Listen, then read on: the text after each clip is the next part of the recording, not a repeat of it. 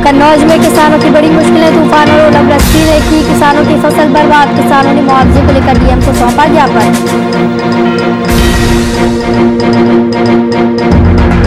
रोहतास में फिर इंसानियत हुई शर्मसार, मृत को बाइक पर ले जा रहे परिजन, नहीं मिली एम्बुलेंस की सुविधा।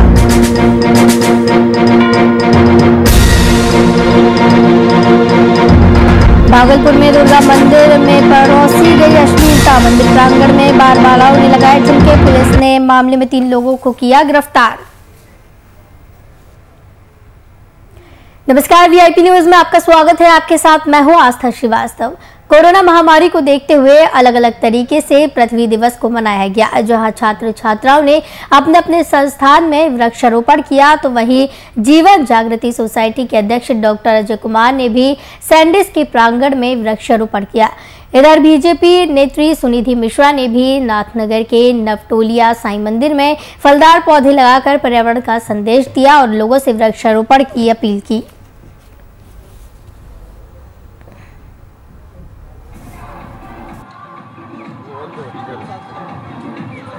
कोविड से पूरा विश्व जूझ रहा है।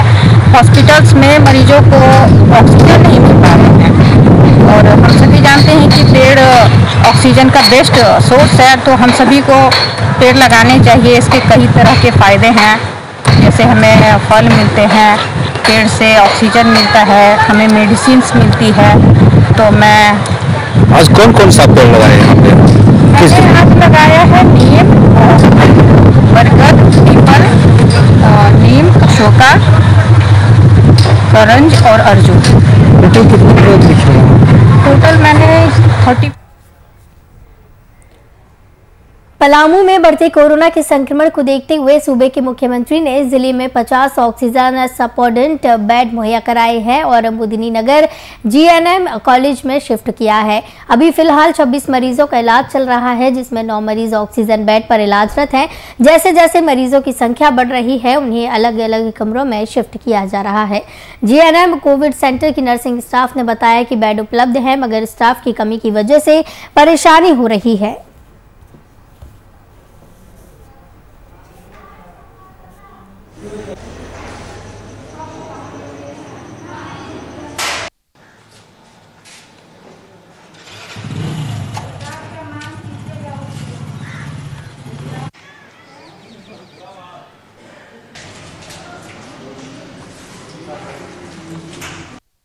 ऑक्सीजन तो यहाँ 100 आया है, लेकिन अभी पेशेंट है 60 बेड कंप्लीट हुआ है, जिसमें पेशेंट आपका अभी 39 है, जिसमें आपका 9 पेशेंट है आपका ऑक्सीजन पे है जीएनएम स्कूल में, यहाँ पे आइसोलेशन छोड़ करके। और बाकी जो पेशेंट है मेडिसिन है पे चल रहा है, और पेशेंट लोग को कोरोना पॉजिटिव का मेडिसिन चल रहा है। 6 दिन चलता है उसका मेडिसिन, इसके बाद जांच होता है 7वां, अगर निगेटिव आया तो उसको छोड़ दिया जाता है।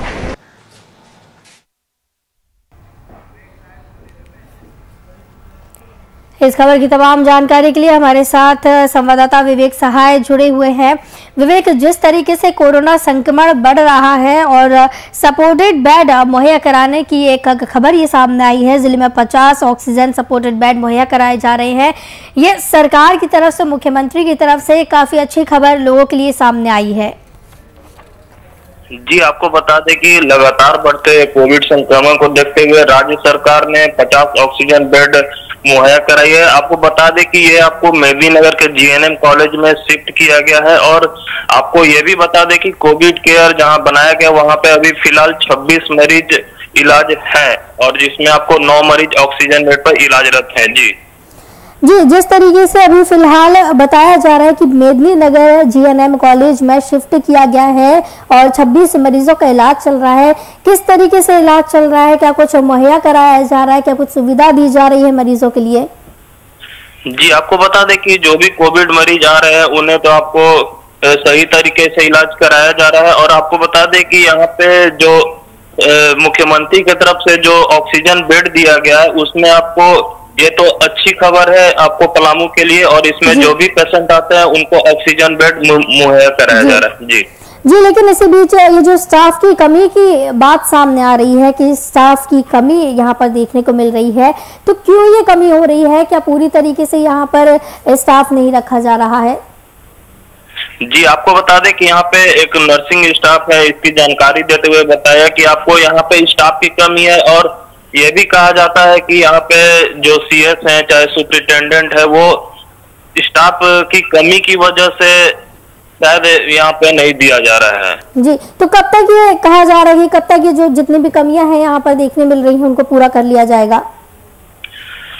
यहाँ पे तो लगातार मतलब लोग मांग करते हैं। सदर अस्पताल में आपको यहाँ पे स्टाफ की अधिकांशता देखी जाती है कि किसी न किसी कारण से कमी होती है। आपको चाहे वो कोविड केयर जांच की हो, चाहे यहाँ पे जीएनएम नर्स हो की स्टाफों की कमी होती है। अब ये देखा जाएगा कि कब तक यहाँ पे स्टाफ की कंप्लीट किया जाएगा। जी जी, जिस तरीके से कोरोना के मामलों में बढ़ोतरी देखने को मिल रही है, अगर पलामू की बात की जाए तो पलामू में रिकवरी रेट कितनी देखने को मिल रही है? आपको बता दें कि लगातार जो आपको कोविड के पेशेंट मिलते जा रहे हैं उस हिसाब से अधिकांशता तो मतलब रिकवरी होती जा रही है और आपको कितनों की कोविड ये बीमारी संक्रमित से कितनों की डेथ भी हो गई है। जी, बहुत बहुत धन्यवाद विवेक साय हमारे साथ जुड़े थे इस खबर की तमाम जानकारी के लिए।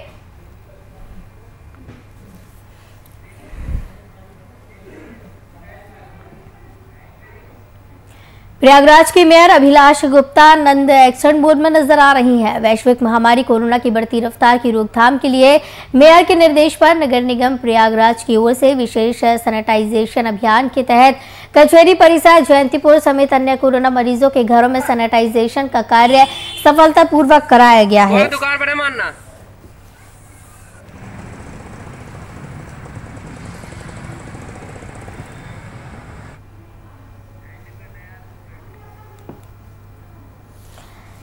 प्रयागराज से खबर सामने आ रही है जहां पर मेयर अभिलाष गुप्ता नंद एक्शन मोड में अब नजर आ गई हैं और लगातार जिस तरीके से कोरोना के मामले बढ़ते हुए दिख रहे हैं उसकी रफ्तार को रोक के लिए मेयर लगातार निर्देश दे रही हैं।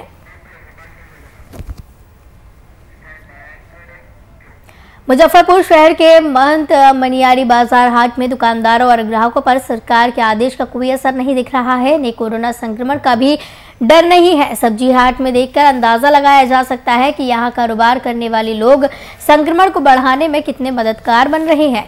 बता दें कि जिले में बीते दिन 468 पर नए कोरोना के पॉजिटिव मरीज सामने आए हैं, लेकिन लोगों में कहीं भी खौफ देखने को नहीं मिल रहा।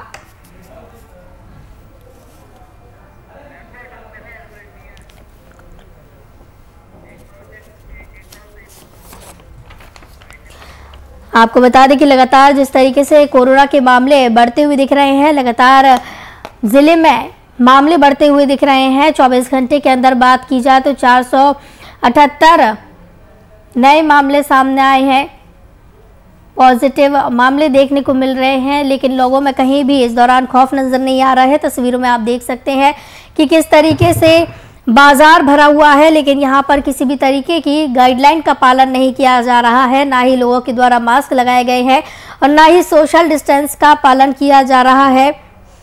दुकानों और ग्राहकों पर कोई भी आदेश का असर नहीं दिख रहा है। कोरोना संक्रमण जिस तरीके से बढ़ रहा है, जितनी रफ्तार से बढ़ रहा है, लोगों को इसका डर भी नहीं दिख रहा है। सब्जी हाट में ये नज़ारा, ये तस्वीरें देखकर अंदाज़ा लगाया जा सकता है कि किस तरीके से कोरोना की जो गाइडलाइन है उनका उल्लंघन किया जा रहा है, उनकी धज्जियां उड़ाई जा रही हैं। ना ही किसी ने मास्क लगाया हुआ है, ना ही यहाँ पर सोशल डिस्टेंसिंग का पालन किया जा रहा है, जिसकी वजह से तमाम परेशानियां देखने को मिल रही हैं और बाज़ारों में कोरोना गाइडलाइन का असर नज़र नहीं आ रहा है।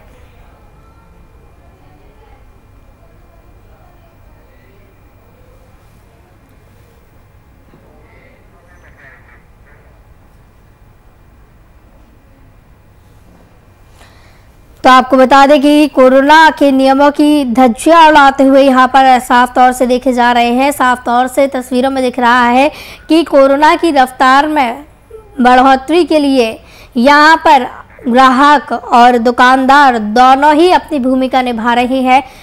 सरकार के आदेशों का, सरकार के निर्देशों का पालन नहीं किया जा रहा।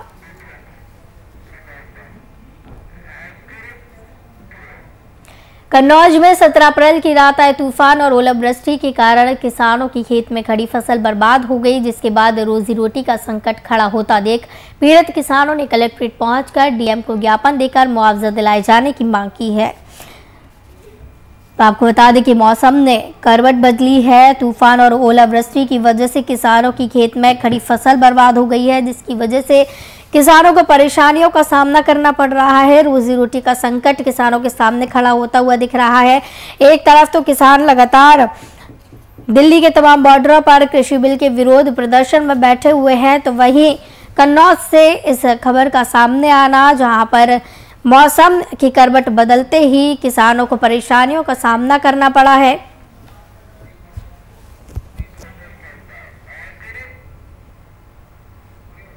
सरकार की ओर से जारी नई गाइडलाइन का पालन कराने को लेकर पुलिस एक्शन मोड में नजर आ रही है और इसी के चलते जगह जगह अभियान चलाकर लोगों से सख्ती बरत रही है। तो वहीं दूसरी ओर कुछ लोग अपनी हरकतों से पुलिस के लिए परेशानी का सबब बन रहे हैं। ऐसा ही एक नजारा भागलपुर के स्टेशन चौक पर देखने मिला, जब एक व्यक्ति बिना मास्क के पुलिस के हत्थे चढ़ा। पुलिस ने जब चालान काटने को कहा तो ये कहकर उसने हाथ खड़े कर दिए कि पैसे नहीं है।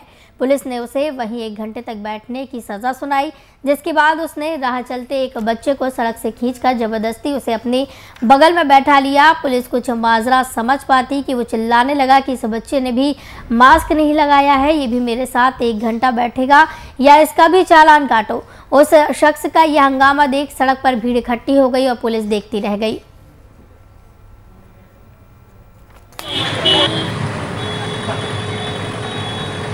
ये तो नियम को उल्लंघन कर रहा है, कर रहा।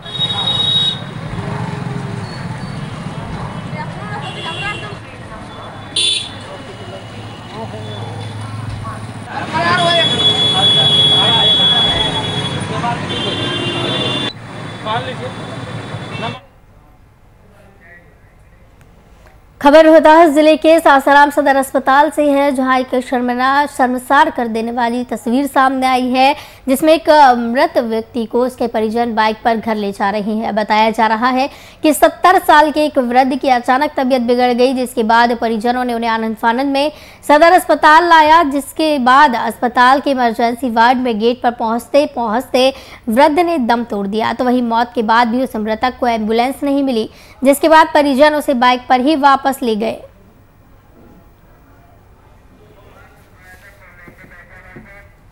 इस खबर की तमाम जानकारी के लिए हमारे साथ संवाददाता आशुतोष कुमार जुड़े हुए हैं। आशुतोष, जिस तरीके से ये खबर सामने आ रही है बढ़ते कोरोना मामलों के बीच, एक तरफ तो सरकार लगातार दावे करती है तमाम सुविधा मुहैया कराने के, और दूसरी ओर ये खबर का सामने आना कहीं ना कहीं सरकार पर एक बड़े सवाल खड़े करता है।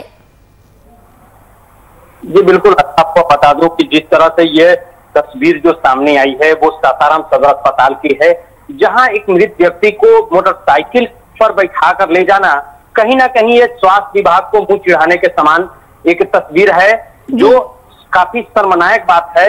इस तरह से सदर अस्पताल में कई सारे एम्बुलेंस हैं, उस पर न ले जाना और एम्बुलेंस मुहैया नहीं कराना, उसके बावजूद मोटरसाइकिल पर 100 को ले जाना कहीं ना कहीं ये मानवता को भी संसार करने वाली तस्वीर है। जी, तो कहीं ना कहीं क्या इसमें एम्बुलेंस में कमी देखने को मिल रही है अस्पताल प्रबंधन की तरफ से, या क्या कुछ लापरवाही है जिसकी वजह से ये नजारा सामने आया? जी बिल्कुल, आपको बता दूं कि परिजनों ने जो व्यक्ति थे 70 वर्ष के जो वृद्ध व्यक्ति हैं, उनकी अचानक तबियत बिगड़ गई और परिजनों ने उन्हें आनंद फानंद में सदर अस्पताल में भर्ती कराया, जहां इमरजेंसी वार्ड के गेट पर पहुंचते ही वृद्ध ने दम तोड़ दिया, जिसके बाद परिजनों ने उन्हें बाइक पर ही बैठाकर उन्हें अपने आवास पर ले गए।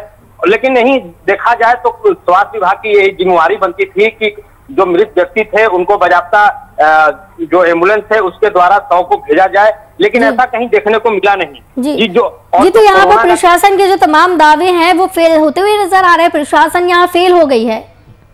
जी बिल्कुल, बिहार में जिस तरह से अभी स्वास्थ्य सुविधा है वो बिल्कुल फेल होती दिख रही है। कोरोना का जो संक्रमण है वो काफी तेजी से फैल रहा है और रोहतास जिला भी इससे कहीं अछूता नहीं रहा है। जी, तो प्रशासन जिस तरीके के दावे करती है तमाम सुविधा देने के, अस्पताल प्रबंधन तमाम दावे करता है तमाम व्यवस्थाएं देने के मृतकों को, और जो मरीज है उनको तमाम जो दावे किए जाते हैं, अस्पताल प्रबंधन इस मामले पर क्या कुछ कह रहा है?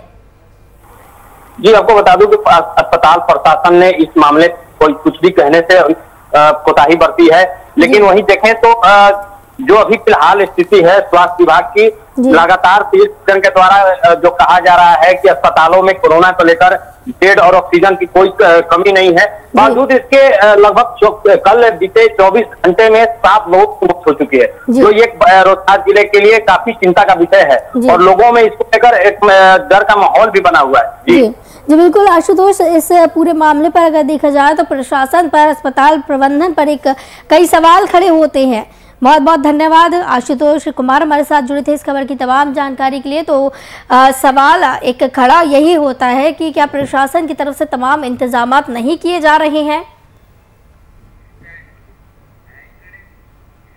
भागलपुर के सुल्तानगंज में बढ़ते कोरोना संक्रमण को देखते हुए बिहार सरकार और जिला प्रशासन की ओर से सांस्कृतिक आयोजन पर पाबंदी लगाई गई थी, लेकिन इन आदेशों को ताक पर रखकर मोतीचक दुर्गा मंदिर के प्रांगण में चैती दुर्गा पूजा पर देर रात अश्लील गाने पर बाल बालाओं ने ठुमके लगाए। तो वहीं बाल बालाओं का ये वीडियो वायरल हो गया।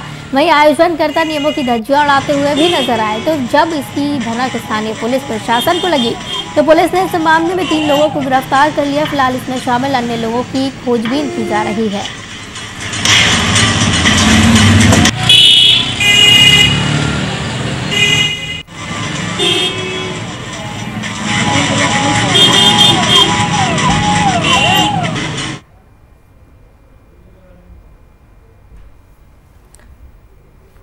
तो आपको बता दें कि भागलपुर से ये पूरा मामला सामने आया है, जहां पर लगातार संक्रमण बढ़ता जा रहा है, लेकिन इस दौरान प्रशासन तमाम दावे जिस तरीके से करता है, क्षेत्र में ऐसा कुछ भी देखने को नहीं मिल रहा है।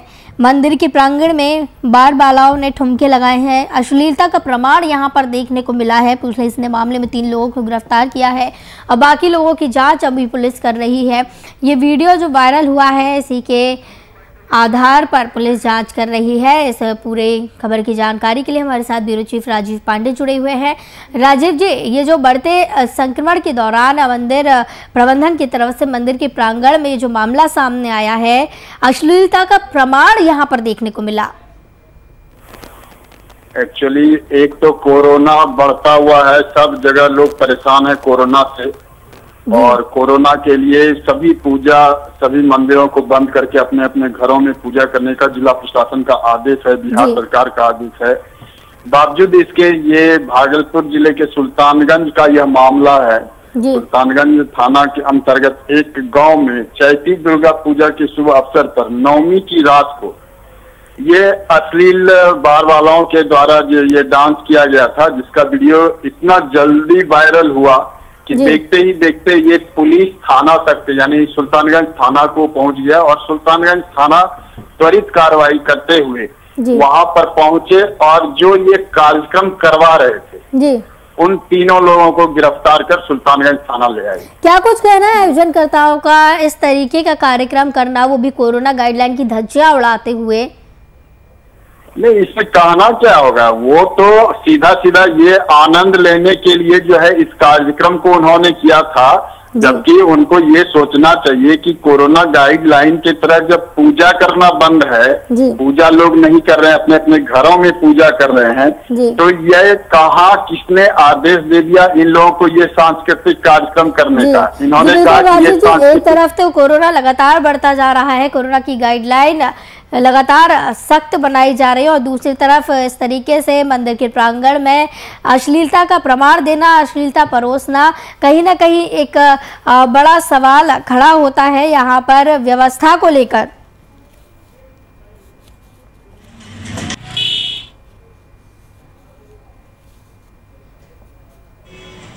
और जब उन 3 से जो वहाँ पर डांस करवा रहे थे उन लोगों से पूछा गया, उन लोगों ने स्पष्ट कहा कि हम लोग सांस्कृतिक कार्यक्रम चैती दुर्गा पूजा के 9वीं के शुभ अवसर पर करवा रहे थे।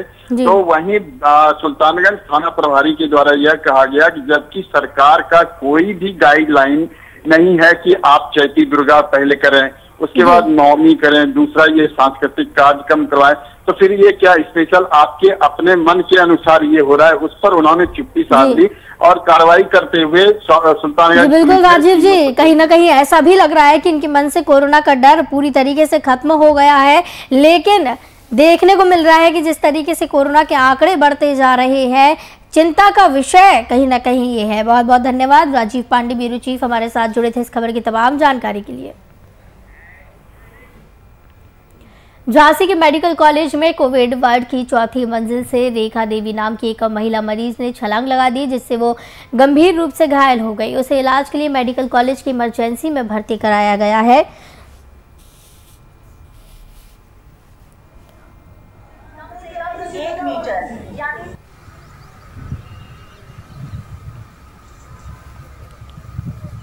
कोविड बिल्डिंग में चौथी मंजिल पर एक महिला जिसका नाम रेखा देवी था, जिसकी उम्र 50 साल थी, जो कोविड से ठीक हो रही थी, लेकिन आईसीयू उसको साइकोसिस हो गई थी। उसकी वजह से सुबह से वो कह रही थी मुझे घर जाना है, मुझे यहाँ क्यों पकड़ रखा है, इस तरह की उसका साइकिक बिहेवियर हो गया था। मैंने देखा है वीडियो में, उसकी पूरी आवाज भी रिकॉर्डेड है, वीडियो सारा प्रिजर्व करके रख लिया गया है। 5 मिनट पहले वहाँ डॉक्टर देख के गए हैं, पूरी टीम देख के गई है। जैसे ही डॉक्टर लोग बाहर अपने प्रिस्क्रिप्शन लिख रहे हैं, तो मैंने देखा है कि वो लेडी उठती है और कहती है कि मैं अपने घर जाना है, घर जाना है। ऐसा कहते हुए बगल में जो खिड़की थी थोड़ी दूर जाके बिस्तर से कम 6-8 मीटर दूर 5-6 मरीजों को पार करके खिड़की थी, उसने समझा ये दरवाजा है और वहां पे चढ़ी और वहां से भागने की कोशिश की, बट वो दरवाजा नहीं था, खिड़की थी, तो वहां से वो गिर गई है और नीचे उसकी बॉडी को उसको रिट्रीव कर लिया गया है। वो मरीज अभी जीवित है।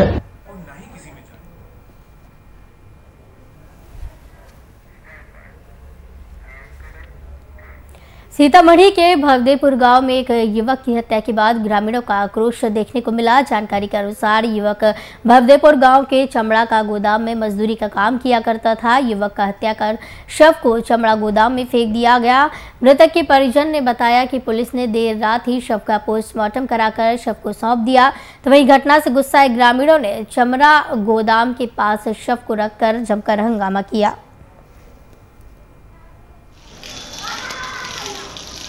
पूरा मारे हुआ गत्तर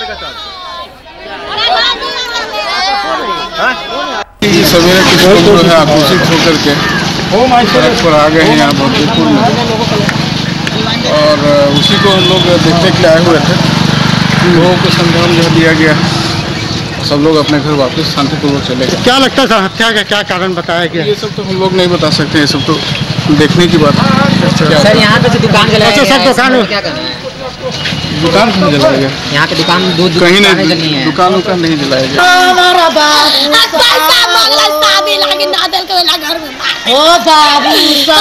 कितना दिन से पैसा मांग रहे थे? 3 दिन से मांगत रहला पैसा, 3 दिन से आधी रावत रहला, मार दिल गया। घर में काले से लाश निकाल रही, पोस्टमार्टम करके डाले। कितना पैसा मांगे थे ये लोग से? खाली काम कर रही 10,000 के महीना।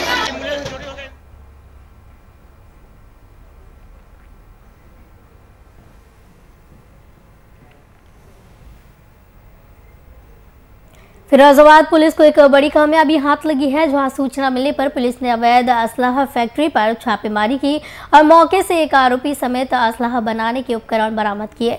तो वहीं मौके से 2 अपराधी फरार हो गए।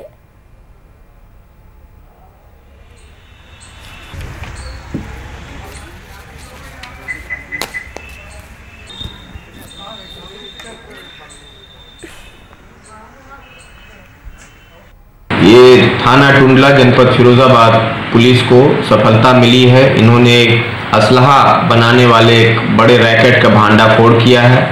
अवैध असलहा बनाने वाले इस रैकेट का एक मुख्य सरगना पप्पू निषाद गिरफ्तार किया गया है। तो आपको बता दें कि पुलिस को एक बड़ी कामयाबी हाथ लगी है। अवैध असलाहा फैक्ट्री पर छापेमारी पुलिस ने की है। कार्रवाई करते हुए पुलिस ने आरोपी को गिरफ्तार किया है मौके से, और उपकरण भी इस दौरान बरामद किए गए हैं। मौके से 2 आरोपी फरार होने में कामयाब रहे।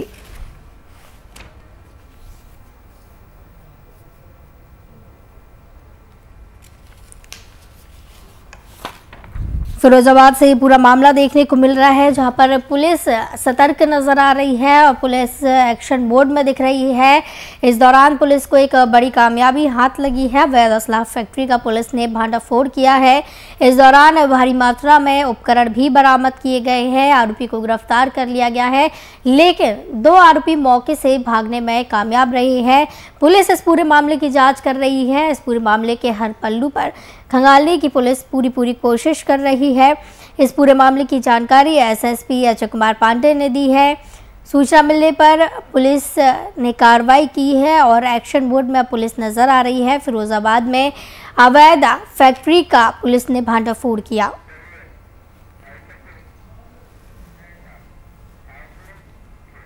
वीआईपी न्यूज़ के बुलेटिन में फिलहाल इतना ही। मुझे दीजिए इजाजत। नमस्कार।